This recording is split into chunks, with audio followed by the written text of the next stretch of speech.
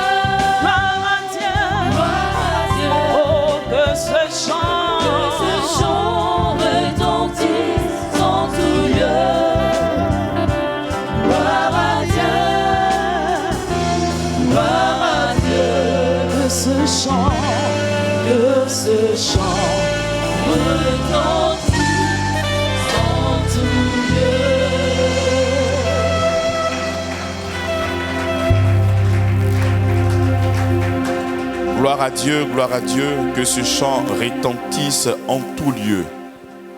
Quelle que soit ta position, quel que soit le défi, quel que soit l'endroit, rendre gloire au Seigneur Jésus-Christ.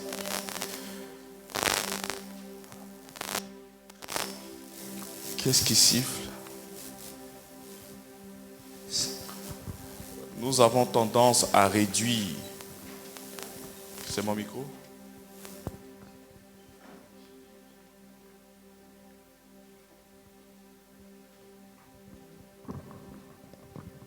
Jésus. Nous avons tendance à réduire notre louange et notre adoration, souvent à cause de nos défis. Lorsque nous avons des défis, nous sommes prêts à balayer du revers des mains tout ce que le Seigneur a fait pour nous. Ce n'est pas juste. Il dit, en tout lieu, nous devons lui rendre toute la gloire. Je ne sais pas quel est le lieu dans lequel tu te trouves. Peut-être le lieu présentement, il y a la tempête, il y a l'ouragan, il y a des tourbillons. Mais nous devons rendre toute la gloire au Seigneur Jésus-Christ. C'est ça qui déclenche beaucoup de choses. C'est la confiance absolue, totale en lui et lui seul.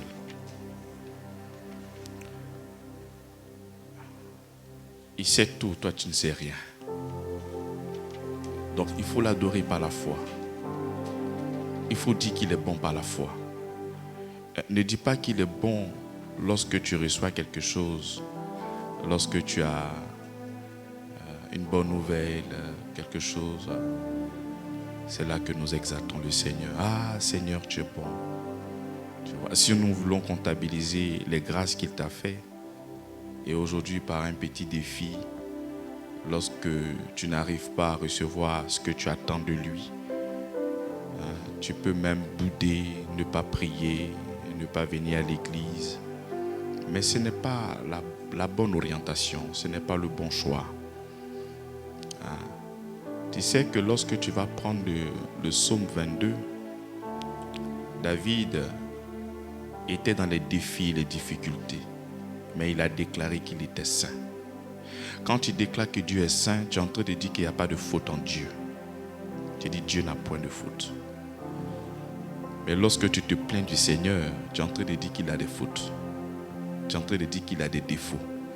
Tu peux même lui donner des conseils. Mais tu aurais dû faire ça, Seigneur. Un peu quand tu parles un peu à ton enfant, tu vois, tu dis, mais tu sais que c'est vrai, mais tu aurais dû faire ça.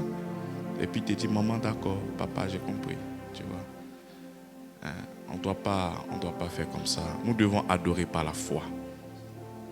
Ce n'est pas la foi que nous adorons le Seigneur. Et lorsque nous disons que nous adorons par la foi, l'adoration par la foi n'est pas liée à la chair, mais est liée à l'esprit. Parce que si tu veux l'adorer par la chair ne peut pas t'aider. Tu vois, ça c'est la distraction.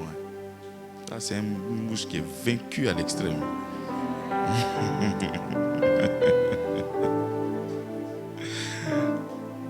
Alléluia. Donc, par la compassion de notre Seigneur, pardon. S'il y a des tempêtes, s'il y a des ouragans, s'il y a des tourbillons, bénis le Seigneur. Je ne suis pas en train de te dire de bénir le Seigneur à cause de l'ouragan, mais bénis le Seigneur parce qu'il a cette capacité de calmer l'ouragan. C'est ça. Alléluia. Alors, nous sommes là. Quel bonheur encore de vous retrouver ce matin pour tourner autour de la parole de notre Seigneur Jésus-Christ, la parole qui libère, la parole qui restaure, la parole qui nous fait du bien. Par la compassion de notre Seigneur Jésus-Christ, j'aimerais que tu puisses ouvrir ton cœur. Ouvre. Peut-être tu es venu, ton cœur était fermé, mais ouvre s'il te plaît. Si ton visage même est fermé, il faut libérer. Commence à sourire mais à ton voisin. Souris à ton voisin, s'il te plaît. Il faut sourire. Souris, il faut sourire. Dis à ton voisin, ne t'inquiète pas. Parce que nous sommes à un culte de célébration. Ton visage est serré. Est-ce que nous allons célébrer le Seigneur? Il faut sourire. Il faut sourire. Lorsque nous nous réunissons, c'est une très belle communion. Cette communion est en Christ. Et nous sommes là pour lui rendre toute la gloire. Donc il faudrait que nous puissions être contents, décharger au pied de notre Seigneur votre fardeau et vos défis. Il est là pour vous faire beaucoup de bien. Alléluia. Donc vraiment, ouvre ton cœur pour que nous puissions ensemble s'aimer la parole du Seigneur Jésus-Christ. Tu sais que tu peux venir là d'une manière traditionnelle, venir pour voir un frère de l'église, une sœur de l'église, et retourner vide. S'il te plaît, ouvre ton cœur, nous allons déposer la parole du Seigneur là-dedans. Que tu sois ici il y a longtemps, que tu sois là pour la première fois, je te souhaite la bienvenue au nom de notre Seigneur Jésus-Christ. Alors, nous sommes toujours dans notre séminaire là. C'est lequel numéro aujourd'hui? Le combien? Combien? 4e. Combien? 3e. Il y a des gens qu'on doit arrêter ici. Aujourd'hui, nous sommes à notre 4e numéro sur la justification. Le premier numéro, nous sommes allés sur le fondement, la source de notre justification. Au numéro 2, nous avons parlé même de la justification, de sa nature, du problème et de la solution.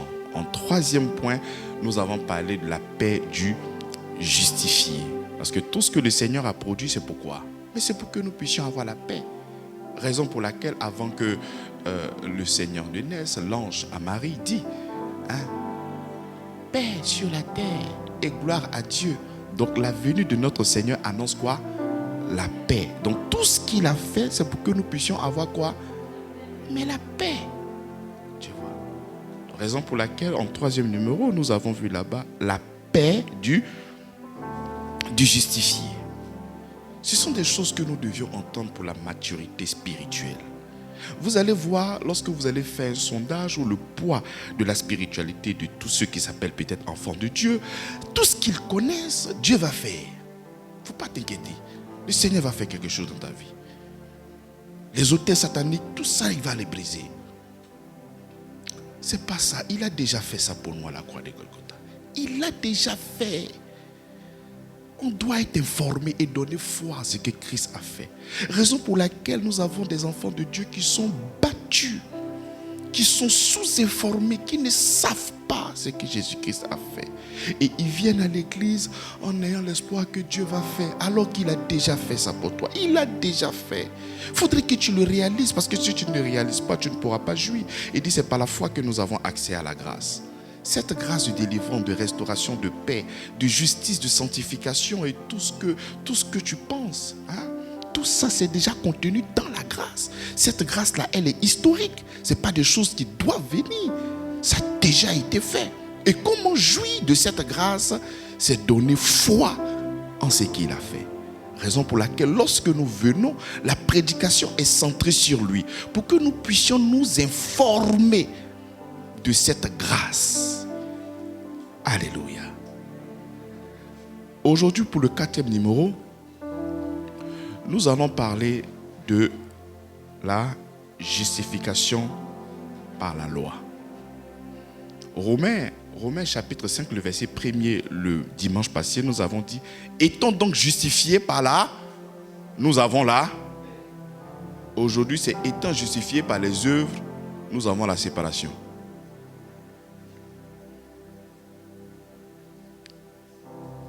Étant donc justifiés par la foi, qu'est-ce que nous avons?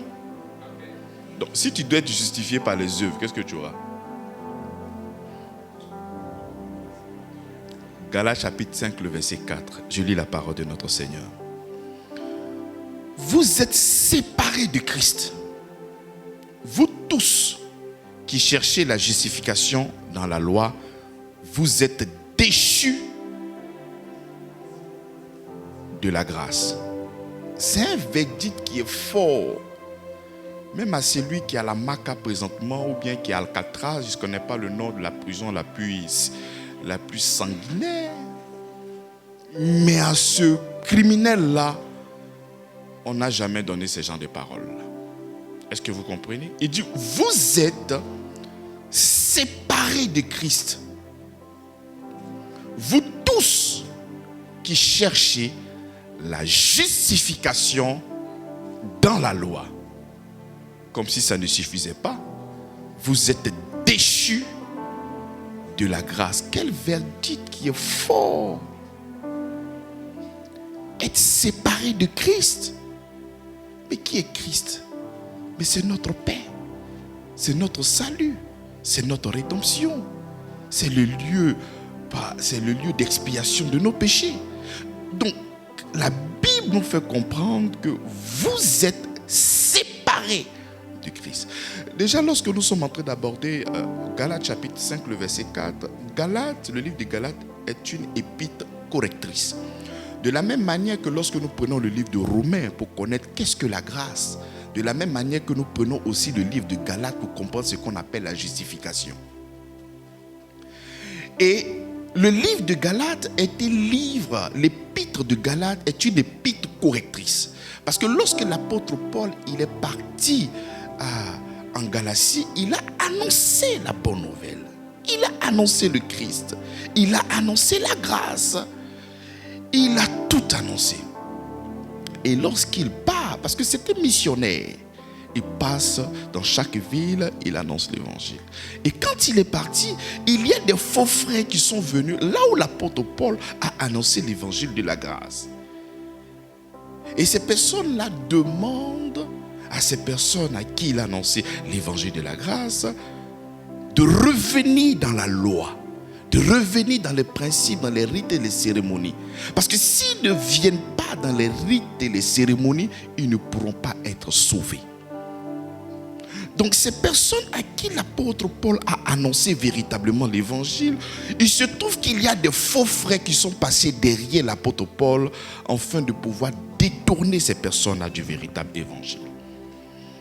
Nous allons le constater dans Galates chapitre 1, le verset 6. Il est bon de planter déjà le décor historique de ce qui s'est passé là-bas. Il dit, je m'étonne que vous vous détournez si promptement de celui qui vous a appelé par quoi? Par la grâce de Christ, pour passer à un autre évangile. Au verset 7, il dit, non pas qu'il y ait un autre évangile, mais il y a des gens qui vous troublent et qui veulent renverser l'évangile du Christ. Mais quand nous-mêmes, quand un ange du ciel annoncerait un autre évangile que celui que nous avons prêché, qu'il soit anathème. Donc l'apôtre Paul, il est étonné. Il dit, mais attends, mais comment est-ce que tu peux te détourner de cette grâce-là pour passer à un autre évangile?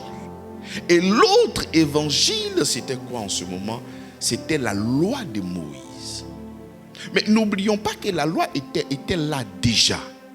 Et c'est à cause de son inutilité, de son impuissance pour sauver l'être humain, que le Seigneur est venu pour nous sauver. Et maintenant que le salut est là, maintenant que le Christ vient pour nous sauver, mais pourquoi vous vous détournez de Christ pour retourner dans ce qui vous a battu autrefois? Pourquoi? Donc l'apôtre Paul, il est étonné, il est surpris. Il est surpris, il se pose la question. Donc, pour vous faire comprendre que cette épître est une épître correctrice, elle est aussi importante pour nous qui sommes dans cette époque-là. Parce que nous avons besoin de comprendre les tares, les défis et les difficultés que nos prédécesseurs ont eus. Des gens qui avaient embrassé le véritable évangile, des gens qui avaient embrassé la véritable grâce, des gens qui avaient accepté le véritable christianisme, et en cours de chemin, ils ont trouvé des gens, des faux frères qui sont venus conduire ces personnes, c'est-à-dire les enlever sur le chemin de la grâce et les déposer sur le chemin de quoi? Mais de la loi. Ça, c'est le contexte historique. Raison pour laquelle l'apôtre Paul est obligé de faire une écriture. Il est obligé d'écrire afin de pouvoir les interpeller. Pour dire, le chemin sur lequel vous êtes en train de marcher n'est pas la vérité de l'évangile. Même si cette phrase, elle est belle, même si les orateurs qui sont venus sont des orateurs vraiment avec un aura envahissant. Mais il faut savoir que ce qui est annoncé là n'est pas la vérité de l'évangile. La vérité de l'évangile se trouve dans la grâce. C'est ce qu'il dit. Il dit, comment vous vous détournez de celui qui vous a appelé par quoi? Par la grâce. Par quoi? Voici un mot qui est combattu farouchement. Alors que de Genèse jusqu'à Apocalypse, nous parlons uniquement que de la grâce. Mais tous les livres de la Bible ne parlent que de la grâce. Mais voici des gens qui s'en prennent à la grâce, qui doutent de la grâce, qui méprisent la grâce, mais qui foulent aux pieds la grâce, comme si ils avaient cette possibilité ou la capacité de se sauver eux-mêmes. C'est de l'orgueil. Mais nous allons ensemble décortiquer, nous allons diagnostiquer, verset par verset, connaître le danger, voir la solution et voir la délivrance que le Seigneur nous offre. Lorsqu'il commence, il dit, vous êtes séparés de Christ, vous tous qui cherchez la justification par la loi. La cause et la conséquence. Il dit, vous tous qui cherchez la justification par la loi. C'est-à-dire, vous qui voulez être déclaré juste, non pas par la foi, mais au travers des œuvres. C'est-à-dire, il y a des personnes qui souhaitent se présenter devant Dieu par la loi, par leur capacité à obéir à la loi de Moïse, aux rites et aux cérémonies. N'oublions pas que lorsque nous sommes en train de parler du salut, c'est un package. Ce n'est pas seulement que l'éternité. C'est dans le salut là qu'il y a l'éternité. Donc c'est un package. Nous avons plusieurs grâces dans le salut. Amen ou pas amen. Donc ce n'est pas seulement que la vie éternelle. Nous avons un package dedans. Quand le Seigneur dit qu'il nous envoie le salut, il y a la délivrance de nos péchés, il y a notre adoption en Jésus-Christ, il y a la sanctification, il y a la justification, mais il y a tout dedans. Pas se mettre dessus, nous sommes guéris. C'est un package. Donc lorsque nous voulons recevoir des choses de Dieu, non pas par la foi, mais comme provenant de la loi. Raison pour laquelle il dit, vous tous qui cherchez la justification par la loi, mais vous êtes séparés de Christ. Ça, c'est la conséquence directe de ce que toi, tu souhaites recevoir la justice, non pas par la foi. Lorsque nous sommes en train de parler recevoir la justice par la foi, qu'est-ce que cela veut dire? Recevoir la justice par la foi, c'est de compter exclusivement, totalement, sur ce que Jésus-Christ a fait. Parce qu'il y a plus de 2000 ans, Jésus-Christ est venu sur la terre des hommes. Il a été frappé, il a été chicoté, tué, enseveli et ressuscité. Mais pourquoi il a été livré? À cause de nos offenses, à cause de nos péchés. Donc c'est pour cela que Jésus-Christ est venu. Et quand il part à la croix, il part à la croix avec l'intégralité des péchés de l'humanité tout entière. Donc il part là-bas pour le jugement. Donc lorsque nous proclamons que nous sommes justes par la foi, nous comptons exclusivement sur le travail qu'il a accompli pour nous à la croix de Golgotha. Donc parce qu'il a pris l'intégralité de nos péchés à la croix et qu'il est ressuscité, moi je suis juste, je suis rendu juste. C'est pour ça que Romains 4 verset 5 a dit, livré pour nos offenses, ressuscité pour notre justification. Donc la résurrection de notre Seigneur Jésus-Christ est pour nous justifier.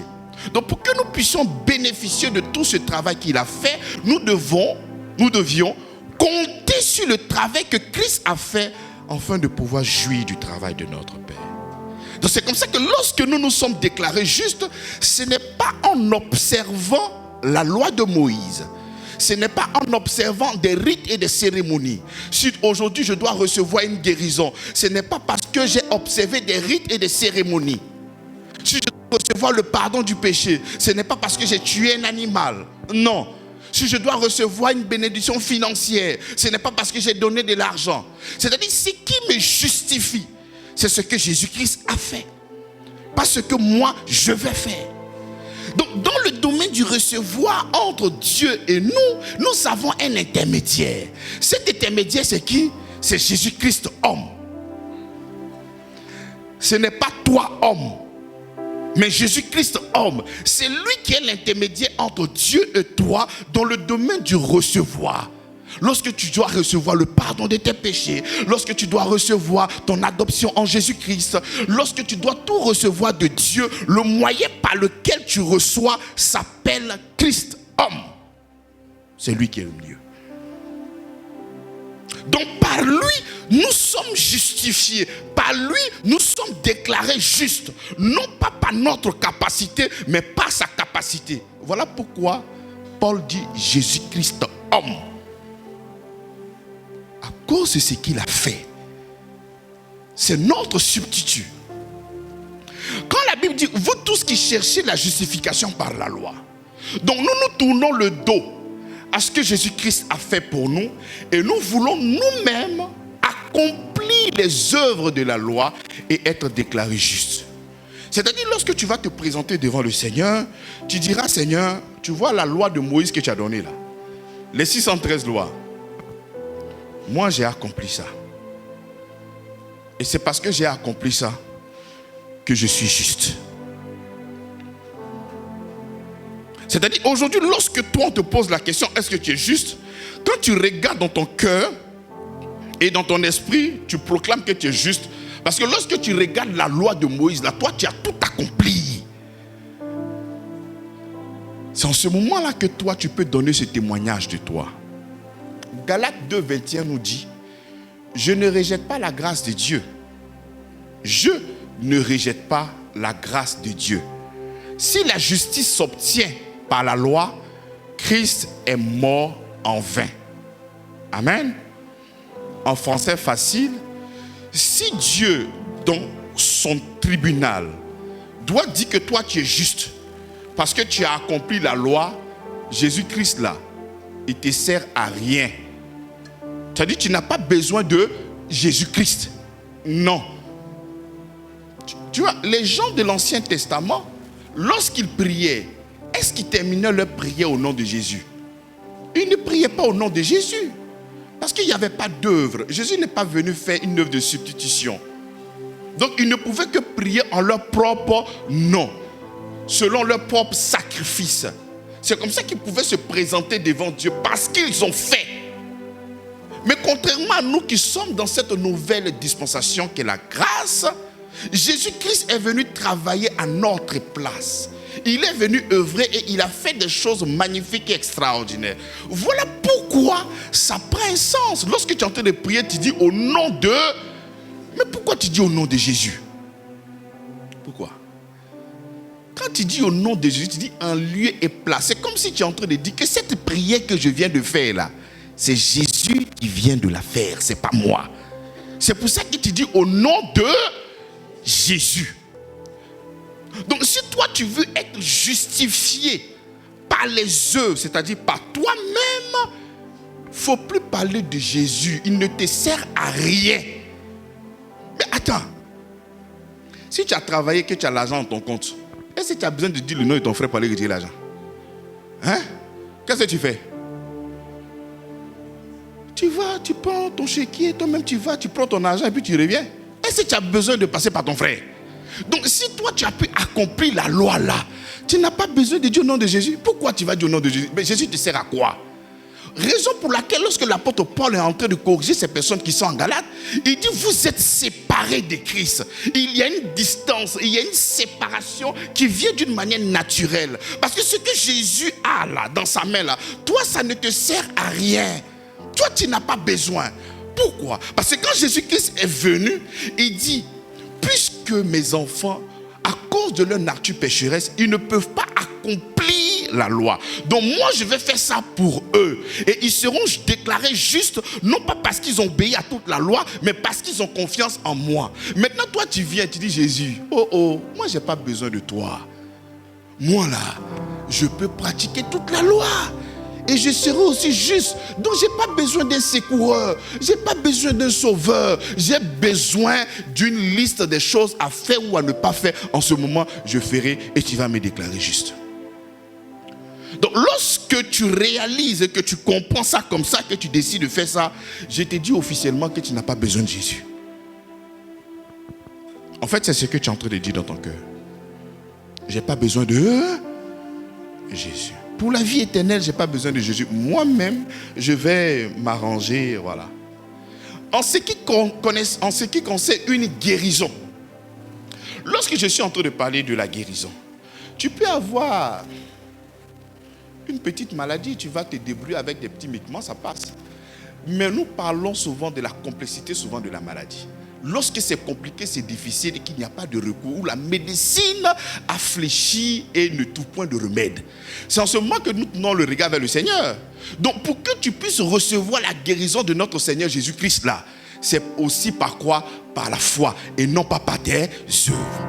Maintenant, toi, tu dis que c'est par tes œuvres que tu vas contraindre, que tu vas attirer l'attention de Dieu sur toi pour que tu puisses recevoir la guérison. Il dit que tu es séparé de Christ. C'est-à-dire que tu es séparé des maîtresses de notre Seigneur Jésus-Christ. Les maîtresses de notre Seigneur Jésus-Christ ne te servent à rien, puisque dans ta jubilée à toi, tu as d'autres moyens afin de pouvoir atteindre la guérison. Donc Christ ne te sert à rien. Vous tous qui cherchez la justification, vous êtes séparés de Christ. Donc il y a une séparation. Quand tu vas prendre Jean chapitre 1, il dit la loi a été donnée à Moïse, la grâce et la vérité sont venues par notre Seigneur Jésus-Christ. Donc nous avons deux leaders spirituels. Nous avons Moïse et nous avons Jésus. Donc lorsque nous parlons de Moïse, il y a la loi. Lorsque nous parlons de Jésus, il y a la grâce. La grâce repose sur la bonté de notre Seigneur, non pas sur toi. Donc si toi, ce n'est pas Moïse et Jésus, ce n'est pas la loi et la grâce, c'est Jésus ou Moïse ou la loi ou la grâce. C'est pas et. Les deux ne fonctionnent pas ensemble. Soit tu choisis un et tu laisses l'autre. Amen. Donc soit tu choisis la loi et tu vis comme ça, ou tu choisis la grâce, tu vis avec ça. Les deux ne se mélangent pas. Les deux ne vont pas ensemble. Donc raison pour laquelle il dit, vous êtes séparés de Christ. Qui sont ceux qui sont séparés de Christ? Vous tous qui cherchez la justification dans la loi. Alors que je sais que tu ne veux pas être séparé de Christ. C'est le mauvais enseignement que tu as reçu depuis longtemps. Tu es né dans un mensonge. Tu es né dans le judaïsme. La majorité de l'enseignement que tu as reçu ne venait pas du Seigneur, mais venait dans la tête des gens qui n'ont pas compris l'évangile. Tu vois? Et quand je suis tombé sur ce verset pour la toute première fois, mais j'étais aussi traumatisé. Mais comment est-ce que ta sincérité te pousse à te séparer de Christ? En fait, c'est ça. Parce que lorsqu'on te demande de pratiquer la loi, donc toi tu essaies de pratiquer la loi afin de pouvoir toucher le cœur de Dieu, n'est-ce pas? Parce que quand le Seigneur va te voir où tu te donnes beaucoup d'efforts afin de pouvoir accomplir la loi, mais Dieu va dire vraiment mon fils là il est bien, mais non. Il dit vous êtes séparés de Christ, vous tous qui cherchez la justification par la loi.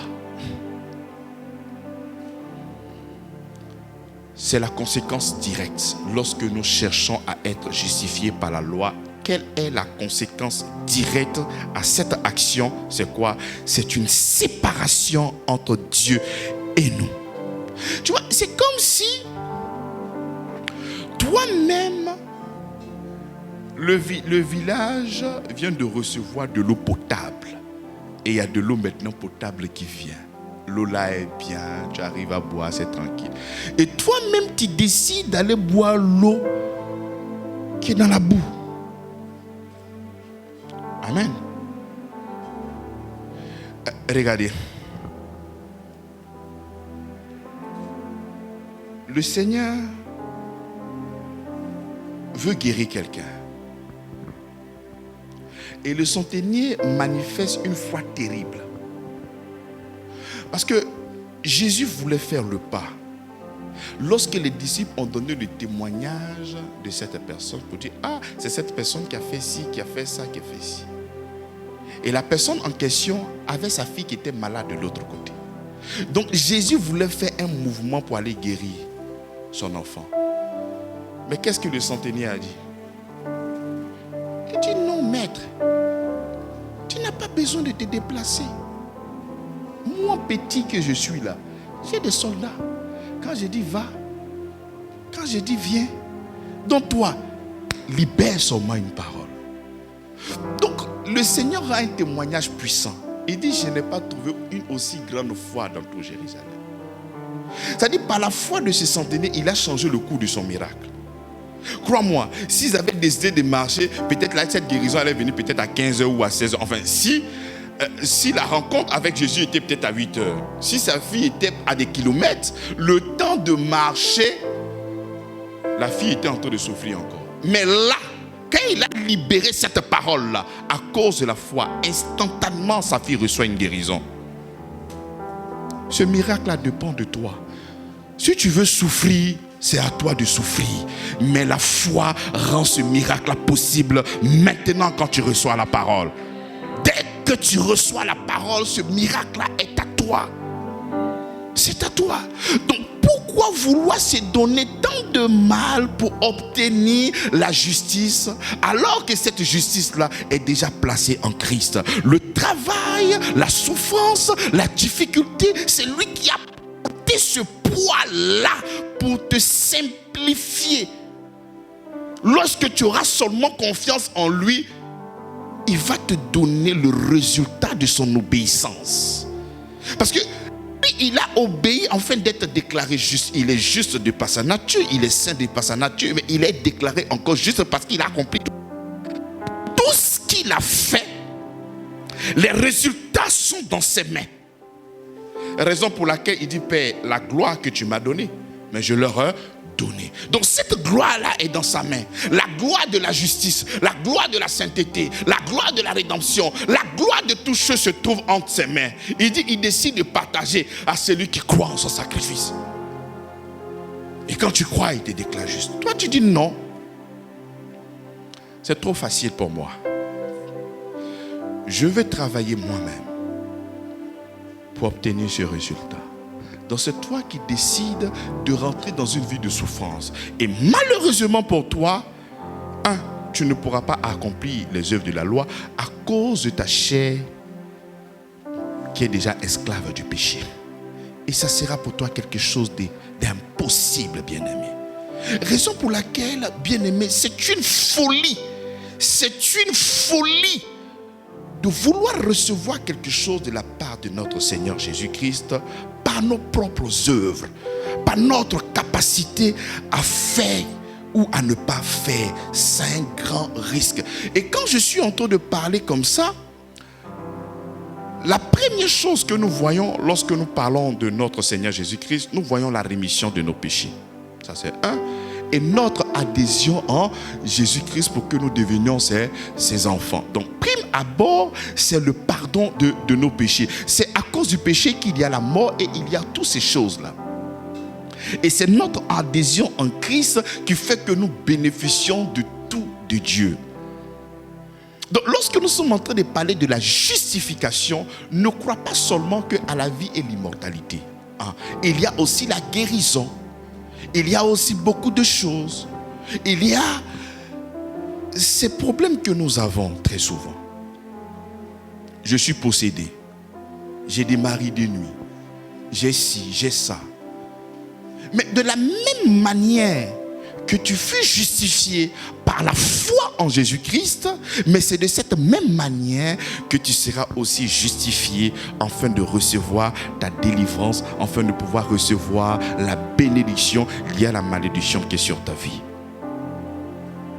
Et ce sont ces choses-là que nous devons construire dans notre cœur. Ce sont des choses auxquelles nous devons nous accrocher. Nous devons réaliser et garder ça dans le tréfonds de quoi? De notre cœur. Sinon, la conséquence directe tombera sur nous. Nous sommes séparés de Christ.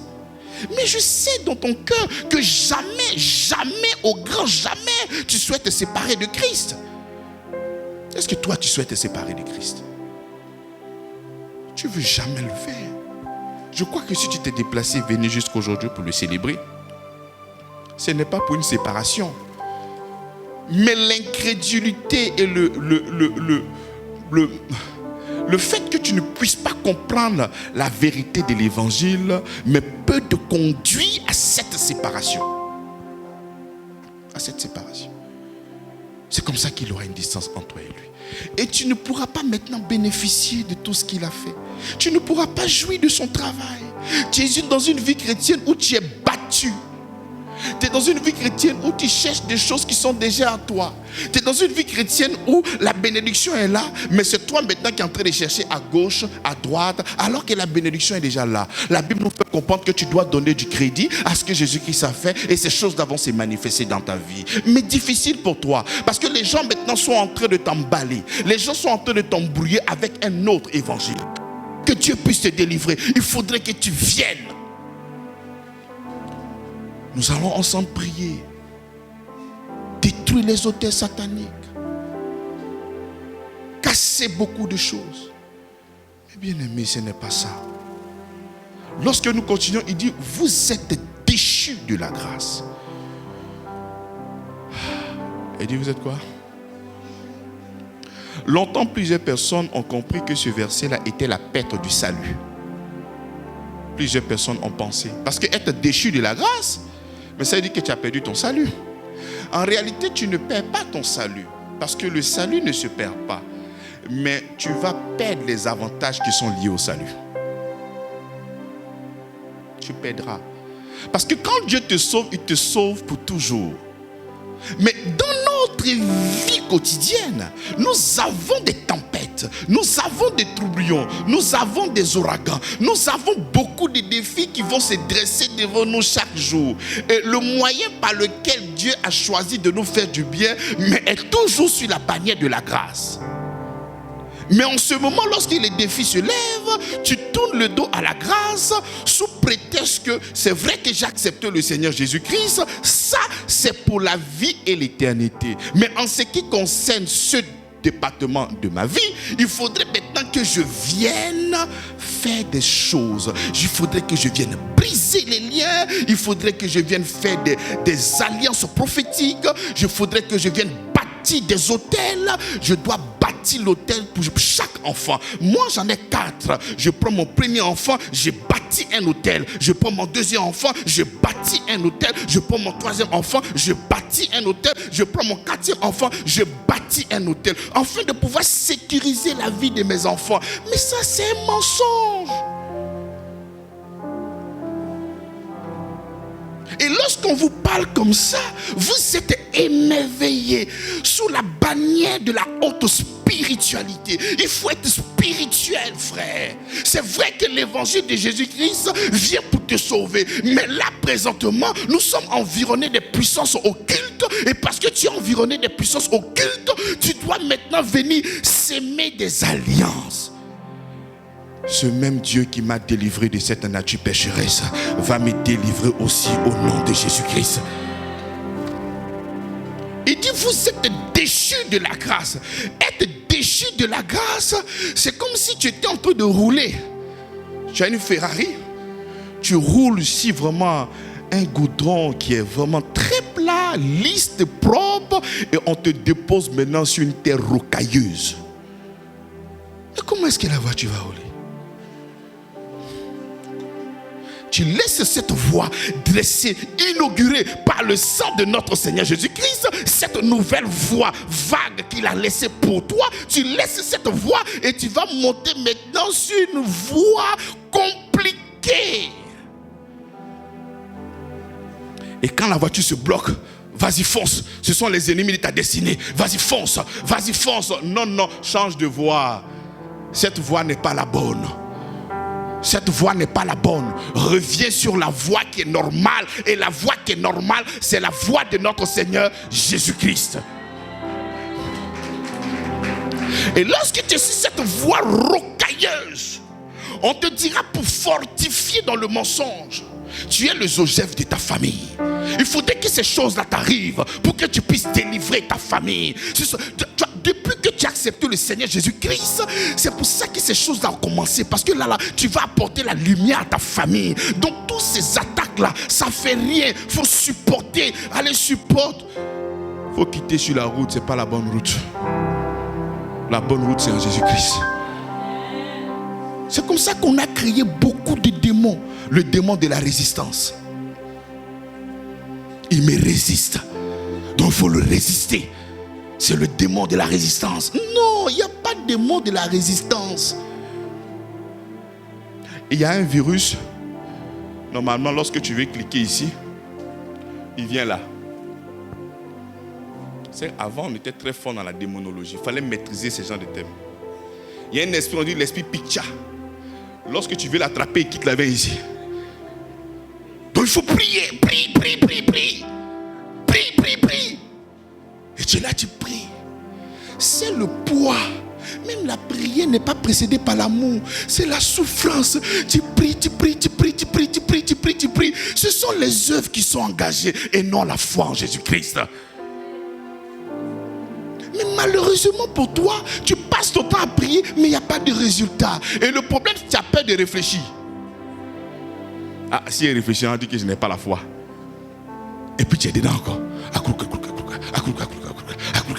Souvent même tu pries jusqu'à ce que tu dis là, tu répètes. Seigneur Jésus, tu me délivres. Seigneur Jésus, tu me délivres. C'est-à-dire c'est de la comédie. Il dit ne soyez pas comme les religieux qui pensent à force de répéter. Non, votre Père sait de quoi vous avez besoin et il a déjà accompli en Christ. Mais tu dis non. On te remet dans le système religieux. Mon fils, il faut que tu saches que sur la terre, il y a des lois. Avance, Daddy. Il y a des lois. Et si tu ne connais pas les lois, la seule loi que je connais, c'est la loi de Christ. La seule loi que je connais, c'est la loi de Christ.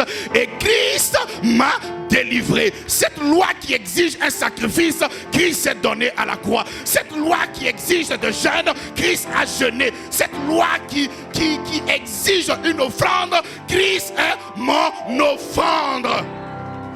Cette loi qui exige l'holocauste, Christ est mon holocauste. Paul dit, nous répandons l'odeur de Christ. Une odeur de vie, pas une odeur de mort. Et d'une manière subtile, on t'enlève sur le chemin de Christ et on te met sur le chemin des œuvres. Et dans le domaine des œuvres, il y a toujours un goût d'inachevé. Le début de ma délivrance a commencé un jour. On a fait près de 5 programmes. Et à chaque programme, on devait s'aimer. Donc on s'est baladé pour s'aimer. Et le dernier coin où je suis arrivé, l'homme de Dieu a dit, ne sois pas découragé, tu ne sais pas c'est quelle offrande qui va toucher le cœur de Dieu. Il dit, le gars il se fout de moi, hein. Donc depuis il s'est en train de faire là. Je dois continuer à faire parce qu'il ne sait pas c'est quelle qui va toucher le cœur de Dieu. Il n'y a plus mon ami de ma bouille, non, je ne peux plus faire ça. Mais comment est-ce que je peux marcher sur quelque chose d'illusoire comme ça? Mais ça c'est un aventurier. Non. Nous marchons sur quelque chose de vrai. Nous marchons sur quelque chose de tangible. C'est l'œuvre de la croix. C'est le Christ pour nous. Il dit, vous êtes déchus de la grâce. Mais j'aime comment l'apôtre Paul a défendu en Galates. Nous allons prendre Galates chapitre 3, le verset 3 à 5. Regardez comment est-ce que l'apôtre Paul a défendu. C'est un habile écrivain, Paul. C'est pour ça que je travaille comme ça. Quand on va arriver au siège, elle l'embrasser. Vous êtes tellement dépourvus de sens.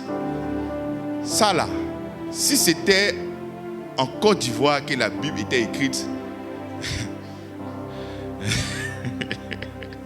moi je garde ça pour moi. Vous êtes tellement dépourvus de sens. Après avoir commencé par l'esprit, vous voulez maintenant finir par la chair. Il pose la question. Avez-vous tant souffert en vain? Il pose la question.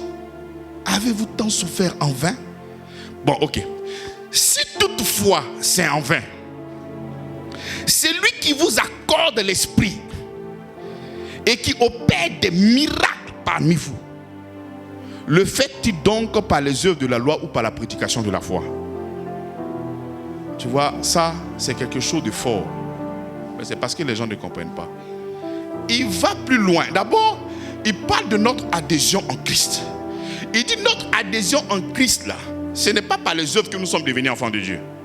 Est-ce que vous êtes d'accord? C'est-à-dire pour devenir enfant de Dieu, est-ce que c'est par les œuvres? Mais je comprends pourquoi beaucoup de personnes se méprennent. Parce que beaucoup de personnes sont devenues enfants de Dieu, non pas parce qu'ils ont compris l'évangile, mais parce qu'ils ont commencé à servir à l'église. Ils ont commencé à balayer à l'église. Ils ont commencé à être dans des groupes d'intercession. Donc parce qu'ils ont commencé à adhérer dans certains groupes, ils sont devenus enfants de Dieu. C'est pour ça qu'ils maintiennent aussi les statuts d'enfants de Dieu en œuvrant. C'est pas ça. C'est pas ça. Il dit, c'est comment vous êtes devenus enfants de Dieu? Il dit par la prédication de la foi. C'est-à-dire, il y a un prédicateur qui est venu, comme lors de la Pentecôte, l'apôtre Pierre est venu, il a annoncé l'évangile. Et quand il a annoncé l'évangile, 3000 personnes sont converties, sont devenues des enfants de Dieu. Mais là, ce n'est pas choquant parce que tu sais très bien avec moi que c'est par la prédication de la foi que nous devenons enfants de Dieu. Je sais que là, tu sais. Mais ce qui, moi, me choque est devant. Il dit les miracles. Seigneur Jésus. Donc les miracles aussi, c'est par la prédication de la foi. Donc pendant que l'apôtre, pendant que je suis en train de prêcher la foi, toi tu peux aussi recevoir ton miracle. Tu vois comment c'est difficile pour toi de dire Amen? C'est-à-dire même le miracle provient de la prédication de la foi. Raison pour laquelle Paul entre, il dit, lorsque j'étais à Lystre, j'étais en train d'annoncer l'évangile. Et pendant que j'annonçais l'évangile, j'ai vu dans le regard d'une personne qui avait la foi pour recevoir la guérison. Donc pendant que la prédication est en train d'être libérée, c'est la puissance de Dieu qui est en mouvement. Et pendant que la puissance de Dieu est en mouvement et que toi tu sais saisir ça par la foi, mais tu reçois ton miracle. Donc quand tu vois les gens qui sont là comme ça, ça c'est pas la prédication de la foi. C'est pas la prédication de la foi. On est rentré dans un système de théâtre, de comédie, où nous sommes dans une distraction. Et puis la personne tombe. Mais c'est vu où ça? Non, bien-aimé dans la foi. Mais non.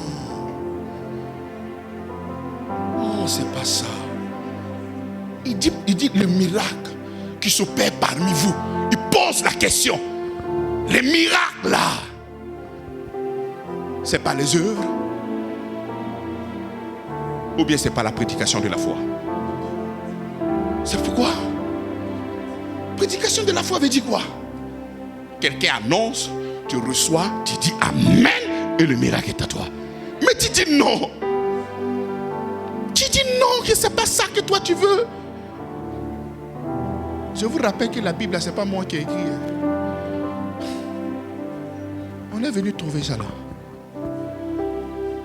Et si toutefois, c'est enfin celui qui vous accorde l'esprit et qui opère des miracles parmi vous, le fait-il donc par les œuvres de la loi? Quand on dit le fait-il par les œuvres de la loi, par exemple, dans la loi, lorsque tu veux avoir le pardon des péchés, tu viens faire des sacrifices. Lorsque tu veux faire une offrande pour la culpabilité, tu viens faire des sacrifices. Donc il y a plusieurs sacrifices qui étaient liés à la loi de Moïse. Donc il pose la question.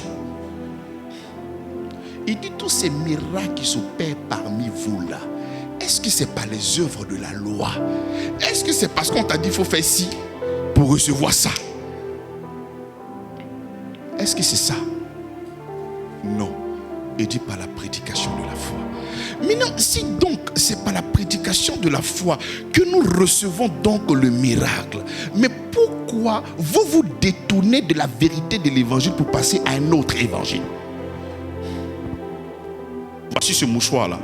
Il faut attraper ce mouchoir-là pendant 7 jours. Si tu te libères de ce mouchoir, il y a des choses qui vont t'arriver négativement. Parce que c'est ta bénédiction qui est là. Et tu prends ça et tu vas doucement. Oh là là. Je le dis parce que j'ai fait aussi cela. Je le dis parce que j'ai fait. j'avais l'eau du Jourdain, il y avait l'huile, on avait fait un mélange, un shoot Catouzo, et c'était dans ma bouteille. Je devais prendre ça, pourquoi? Pour me laver, et j'ai déposé la bouteille aux cheveux de mon lit. Tu sais que le trésor d'une personne, on ne blague pas avec. Donc aucune personne ne pouvait toucher. Je suis sorti de la chambre et en ce moment, la fille de ménage qui était là-bas, elle a déplacé ma bouteille. Mais elle a senti que c'était un féticheur. Parce que de toute façon, j'ai crié sur elle. Elle s'est dit, assurément, le gars là, c'est son babadi qui est là. Et c'est là que j'ai réalisé qu'apparemment, je n'étais pas loin du fétichisme.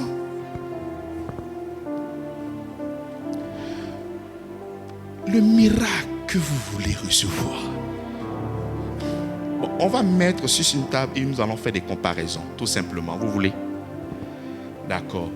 Entre la guérison, je suis malade, entre recevoir la guérison, c'est pas que je mets la guérison comme quelque chose qui n'est pas aussi important pour nous. Je suis un homme, j'ai besoin aussi de la guérison. Mais on va mettre une table pour voir qu'est-ce qui a plus de valeur. Si nous mettons la guérison et notre adhésion en Jésus-Christ sur une table, mais qu'est-ce qui est plus grand? L'adhésion en Christ. C'est-à-dire faire de nous des enfants de Dieu. On est d'accord. Puisque vous avez répondu, nous allons prendre Romains chapitre 8, le verset 32. Romains 8, verset 32.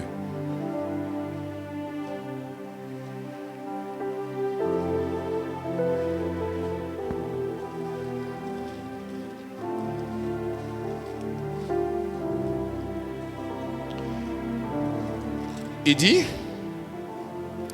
lui qui n'a point épargné son propre fils, mais qui l'a livré pour nous tous, comment ne nous donnera-t-il pas, ne nous donnera-t-il pas aussi toutes choses avec lui? J'aime en parole de vie. Même à son fils, Dieu n'a pas évité la souffrance, mais il l'a livré pour nous tous. Alors, avec son fils, il va tout nous donner gratuitement. Donc, si nous considérons que notre adhésion en Christ est le cadeau le plus formidable, et ce cadeau-là, nous le recevons par quoi? Par la grâce, au moyen de la foi. Donc, si nous avons reçu la chose la plus grande par la foi au moyen, par la grâce au moyen de la foi, maintenant pour la guérison, là, on va recevoir ça par quoi?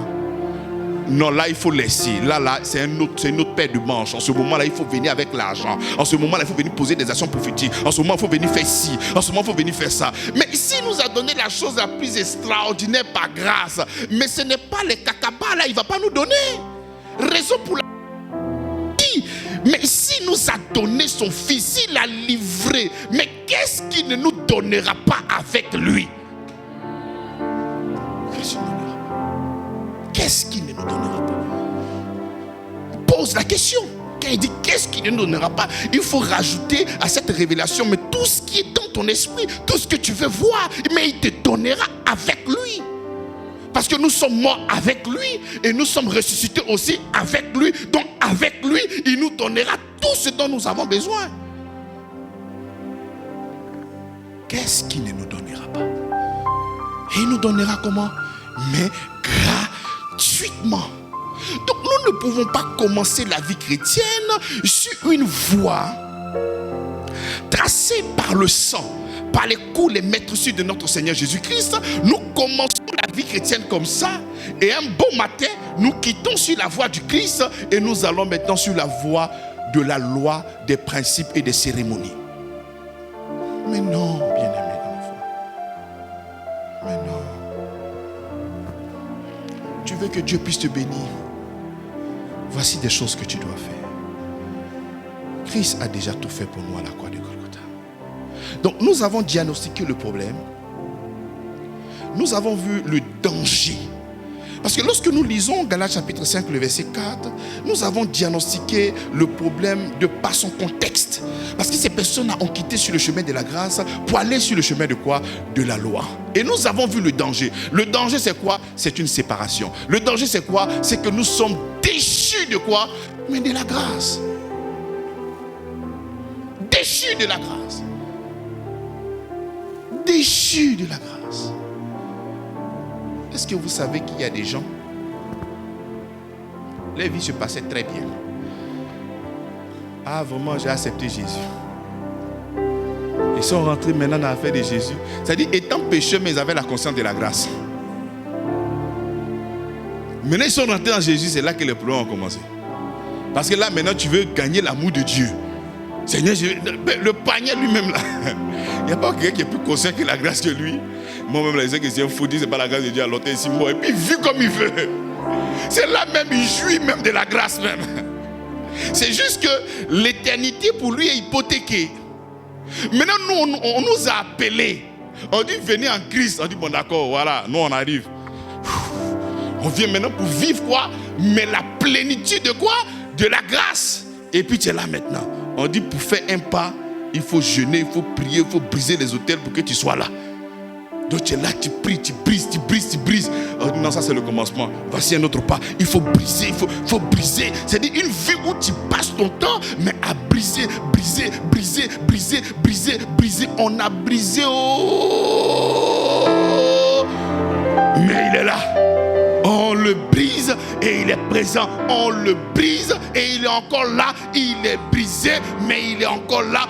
Mais ça, c'est un diable à respecter parce qu'on le brise et puis il est là. On le taillade, il est là. Il dit, vous êtes des petits, brisez-moi, il est crampant. Et les chrétiens ont peur de réfléchir. Parce que même dans un combat, quand tu lis un gars là et que tu vois qu'il n'y a pas de douleur, mais tu as changé de stratégie. Mais tu as peur de réfléchir. Parce que si tu es réfléchi, tu dis que toi là, tu n'as pas la foi en Jésus-Christ. Mais en réalité, tu n'as jamais eu la foi en Christ. Tu as la foi en ce que toi tu dois faire. Et non pas la foi en Christ. N'ayez pas peur de réfléchir. La vérité de notre Seigneur Jésus-Christ est inattaquable. Si tu dis que tu as une véritable foi, n'aie pas peur. Ta foi authentique. Mais pourquoi vous avez peur de vous poser des questions? Posez-vous des questions. La réponse se trouve dans la Bible. Alors, mais les gens ont peur. Dieu, mon cher, c'est la foi où le pasteur a dit on n'a qu'à faire. Mon cher, on n'a qu'à faire. Ça, c'est pas la foi. Ça, c'est l'aliénation. La véritable foi provient d'un cœur sincère, converti. Il faut passer à un autre niveau. Il faudrait qu'il y ait une conviction. Il n'y a pas de miracle, il n'y a pas de témoignage, parce que c'est la foi des gens que vous transportez dans votre cœur. Parce que le pasteur a dit, mais il faut lire la Bible. La Bible, c'est elle, c'est quoi? Pourquoi tu ne lis pas la Bible? C'est le pasteur qui a dit. Et si le pasteur ne ment pas? C'est la Bible qui est la vérité. Quand nous lisons la Bible, on dit c'est la parole de Dieu qui est là. Sinon, le pasteur aussi, il peut doyer, il peut mentir. C'est la parole qui est la vérité. Aïe, mais pourquoi ça vous choque?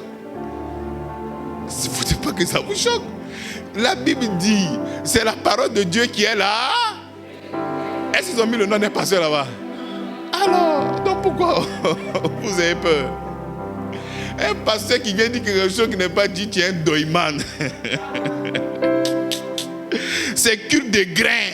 Non, il faut faire, Dieu va faire. Il est au grain, tu n'es pas au culte. C'est doi, c'est pas vrai.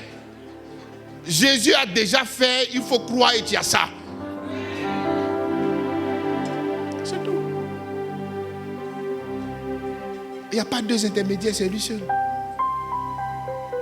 Dans le domaine du recevoir, Christ nous suffit. Donc, bien aimé dans la foi, nous arrivons maintenant à la conclusion. Et là, c'est plus important que tout. Parce que tout ce que je viens de dire là, vous savez ça déjà. La solution, c'est de rester attaché à la grâce de Dieu. Parce que je sais que nous tous ici, d'une manière ou d'une autre, nous avons été attirés par l'amour de notre Seigneur Jésus-Christ. Le problème, c'est d'aller maintenant sur cette voie rocailleuse. Nous devons rester là sur le domaine de la grâce. Et ce que je suis en train de dire là, ce n'est pas moi qui dis. Prenons Actes chapitre 13, le verset 43. Actes 13, 43.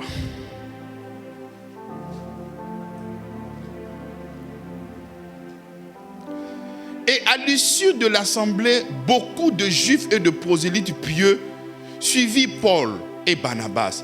Il s'entretient avec eux et les exhortait à rester attachés. À quoi? À quoi? Il faut rester attaché. Il faut te ligoter à la grâce de Dieu. Ne quitte pas sur la grâce là pour aller ailleurs. Non. Mais comment toi tu peux laisser? Je sais que ce n'est pas toi. Ce sont des gens qui sont en train de te troubler. Tu sais que lorsque nous sommes dans des tourbillons, dans des ouragans, lorsque des problèmes nous dépassent, ça c'est là que ça arrive. Lorsque les problèmes nous dépassent et que tu vois que c'est compliqué, tu dis Joe, toi qui suis pasteur à vie. Pasteur à vie c'est un bon gars, il prêche bien. Mais tu es en train de mourir. Je connais le prophète là. C'est là. C'est-à-dire que tu entends là. La foi monte, c'est pas la foi en Christ, hein? C'est la foi de là qui monte en même temps. Tu dis, mon cher, allons à voir, ça a fini. Il ne faut pas d'amusement là. Il est resté ici bien mourir. D'ici, il savait. Et puis, fia, vous riez là, vous êtes tous dedans.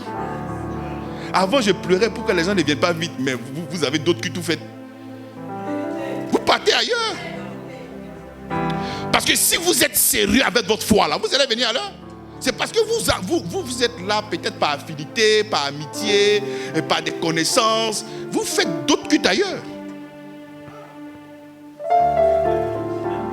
Restez attaché à quoi? À la grâce.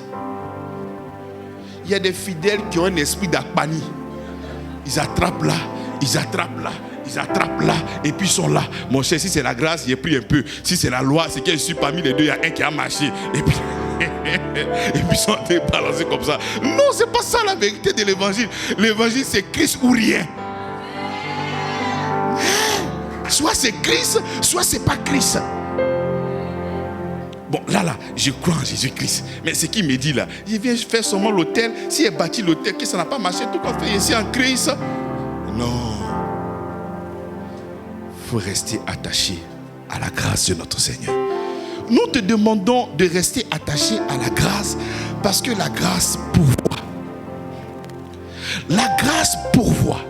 Et pour que tu puisses jouir de la grâce, il faut accorder du crédit à cette grâce-là. Parce que quand tu n'accordes pas du crédit à la grâce, tu sais, tu ne peux pas en même temps dire que ce pagne est bleu et en même temps il est noir. On ne peut pas croire en deux choses en même temps. Tu es d'accord ou pas? Je ne peux pas en même temps dire que celui-là c'est un garçon et en même temps dire que c'est une femme. Ça n'a pas de sens. Donc lorsque tu estimes que ce prototype-là, ou bien ce qu'on te propose là, ce concept qu'on te propose est meilleur, tu es en train de te détourner de quoi? Tu ne peux pas mélanger les deux pinceaux. Non. Donc tu fais de l'ombre à quelqu'un et tu ouvres tes bras à une autre personne.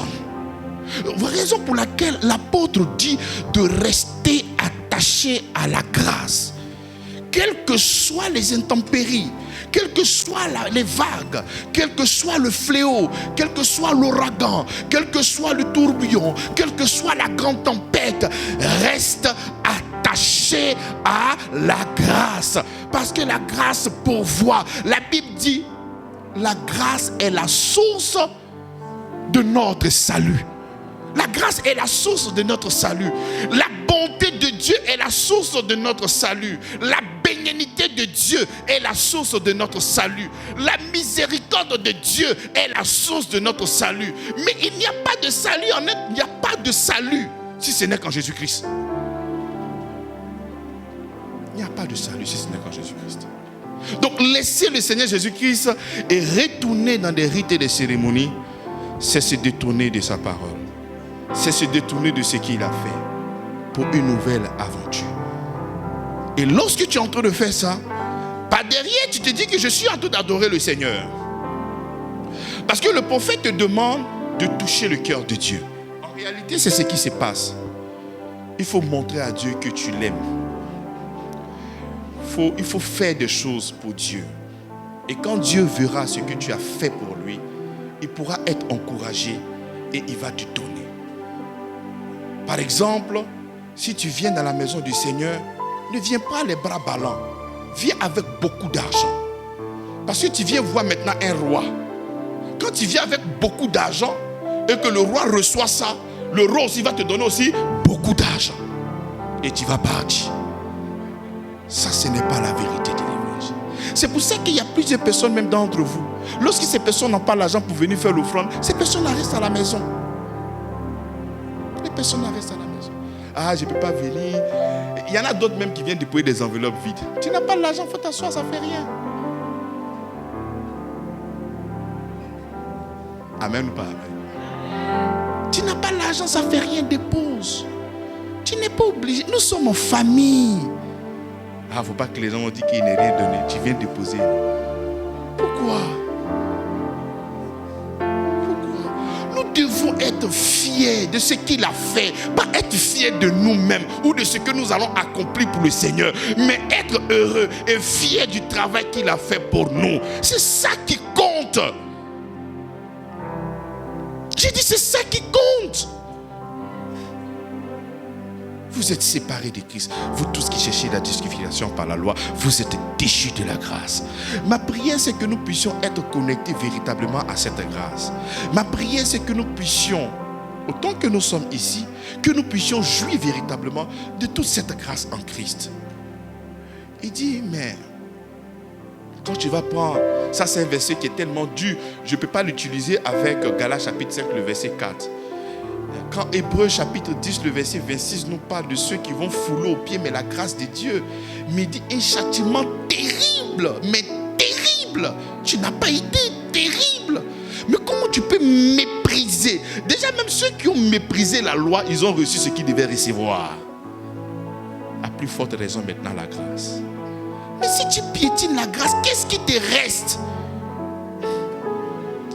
La grâce, c'est l'humilité. La grâce dit que rien ne monte de toi, Seigneur. C'est ça la grâce. La grâce dit, je veux m'identifier dans le travail que tu as fait pour que moi je puisse recevoir ta bénédiction. La grâce me qualifie. La grâce me nettoie. La grâce me rend pur. La grâce fournit tout ce dont j'ai besoin pour être accepté de Dieu. C'est-à-dire, si aujourd'hui Dieu me voit, il est content, c'est parce qu'il me voit en Christ. Et quand il me voit en Christ, il est heureux. La grâce, c'est l'humilité. Voilà pourquoi la Bible dit, celui qui sera abaissé sera comment? C'est parce que nous nous abaissons en Christ et nous proclamons qu'il est Dieu, il y demeure. Et nous nous identifions à tout ce qu'il a fait, nous n'avons plus rien à faire. Si ce n'est que s'identifier à ce qu'il a fait pour notre délivrance. C'est comme ça aussi qu'il vient et il nous relève. Et il nous dit que celui qui se glorifie en Christ. Parce que nous avons compris l'œuvre de la croix. Nous avons compris le travail qu'il a fait. Mais celui qui va venir pour s'arrêter là, pour dire, moi, ouais, j'ai fait ci, moi, j'ai fait ça. Oh, mon frère, mais comment est-ce que tu as fait pour être aussi heureux? Mais ta société bouge. Mais qu'est-ce que tu fais, mon frère? Voici des programmes. Est-ce que tu vas à l'église tous les jours? Est-ce que tu payes ta dîme tous les jours? Est-ce que tu fais comme ci? Est-ce que tu fais comme ça? N'oublions pas que tout ce que je suis en train de dire là, je ne suis pas en train de dire de ne pas venir à l'église. Je ne suis pas en train de dire de ne pas faire l'offrande. Je ne suis pas en train de dire de ne pas manifester l'amour. On est d'accord? Nous, comme nous sommes en train de faire, c'est la réponse. Parce que le Saint-Esprit est en nous, nous sommes obéissants et nous manifestons l'amour. Parce que nous sommes devenus des êtres bons, des hommes merveilleux. On est d'accord? Mais on ne fait pas ça dans le but de recevoir quelque chose de la part de Dieu. Parce que dans le domaine du recevoir, Jésus-Christ seul nous suffit. Tu as comme l'impression que tu as déjà entendu cette prédication. Non, tu n'as pas encore entendu. Parce que si tu avais entendu et que tu avais compris, longtemps, ton orientation et tes choix avaient changé. Mais tu es toujours dans ces mêmes choses-là. Ça veut dire que tu n'as pas encore compris. C'est pour ça que l'apôtre Paul dit, je me lasse de vous écrire les mêmes choses, car pour vous cela est quoi? Mais est salutaire. Il faudrait que nous puissions comprendre que c'est une question de grâce. C'est ce qu'il a fait pour nous. Afin de pouvoir bénéficier de tout ça. Pour finir, le Seigneur nous dit qu'il cherche des adorateurs. Pas des prieurs. Pas des combattants. Pas des destructeurs d'autels. Non, mais des adorateurs. D'après toi, pourquoi Dieu cherche des adorateurs? D'après toi, pourquoi Dieu cherche des adorateurs? Parce que quand on parle de chercher, c'est quelque chose qu'on ne voit pas. Si on dit le passé en train de chercher la clé de sa voiture, c'est parce qu'il ne voit pas. Donc quand la Bible dit que le Seigneur cherche des adorateurs, ça veut dire quoi? Parce qu'on ne les voit pas. Mais ils sont logés dans un autre coin. Dans des combats terribles. Mais comment est-ce que tu peux avoir la paix? Comment tu peux avoir la paix, bien-aimé dans la foi?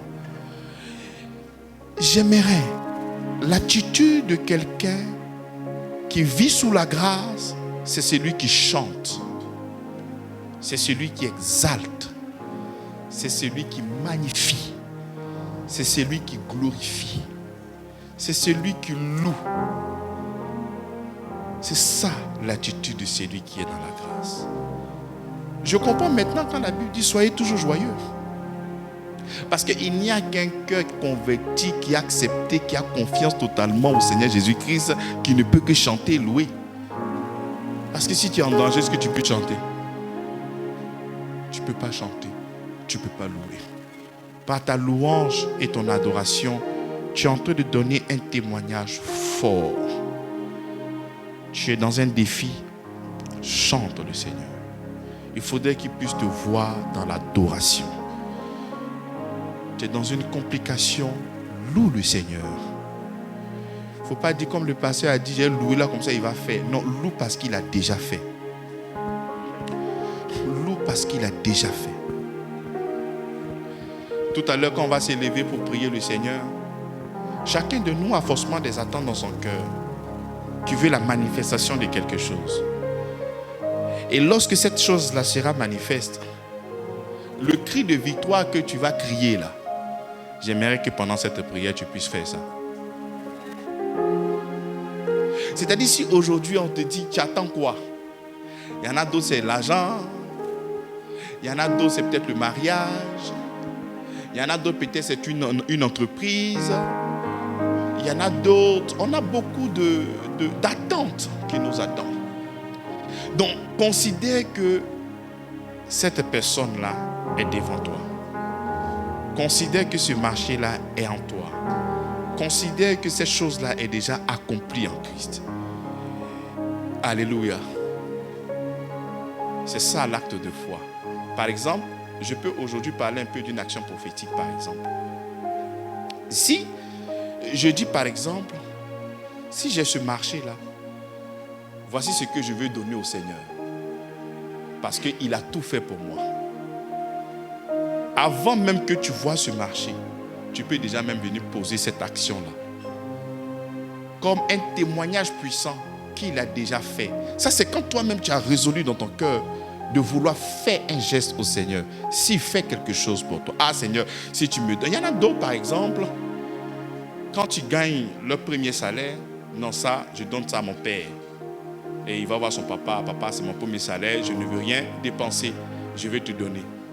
C'est une reconnaissance pour tout ce qu'il a fait dans la vie de son enfant. Tu vois? Donc de son père. Il dit, papa, tiens, c'est pour toi. De la même manière, toi aussi, tu peux te lever en disant que, ah Seigneur, tu ne le fais pas pour recevoir, parce que pour recevoir, c'est Christ qui te suffit.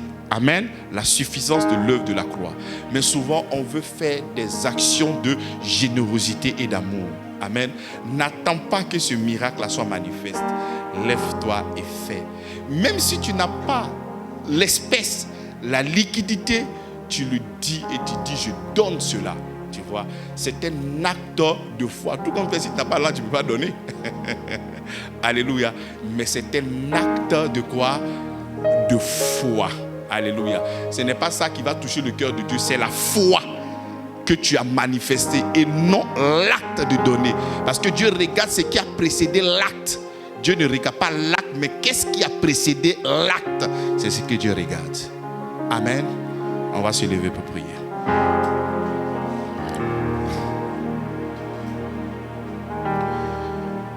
Nous allons lui rendre toute la gloire. Nous avons lui dit, Seigneur, longtemps nous avons cherché à recevoir des choses venant de toi, sur la bannière des principes, sur la bannière de la loi, sur la bannière des œuvres.